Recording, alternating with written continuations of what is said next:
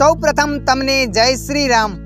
મિત્રો, આજના આ વિડીયોમાં આપણે જાણીશું બરોડા બેંકના એટીએમ મશીનમાંથી પૈસા કેવી રીતના ઉપાડવા।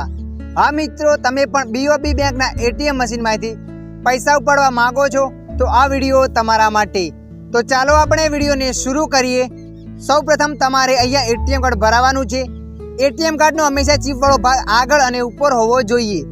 અહીંયા એટીએમ રાખીને થોડો ધક્કો લગાવવાનો છે, ત્યારે તમારું એટીએમ કાર્ડ અંદર જશે। એટીએમ કાર્ડ અંદર ગયા પછી આગળ આવું પેજ આવશે।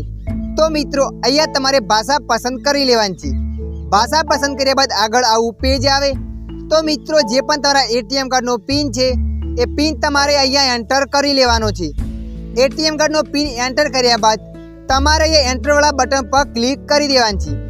તમે જો એન્ટરવાળું બટન દબાવશો એટલે મિત્રો આગળ આવું પેજ આવશે। તમે જોઈ શકો છો મિત્રો, અહીંયા ઘણા બધા ઓપ્શનો આવે છે। પૈસા ઉપાડવા માટે અહીંયા ઉપાડ પર ક્લિક કરી દેવાનું છે। જેવા ઉપાડ પર ક્લિક કરશો એટલે આગળ 3 ઓપ્શન આવશે। તો તમારા ખાતાનો પ્રકાર પસંદ કરી લેવાનો છે। અહીંયા મેં બચત ખાતાને પસંદ કરી લીધો। ત્યારબાદ આગળ આવું પેજ આવશે। જે પણ તમે પૈસા ઉપાડવા માગો છો એ પૈસા તમારે અહીંયા એન્ટર કરી લેવાના છે।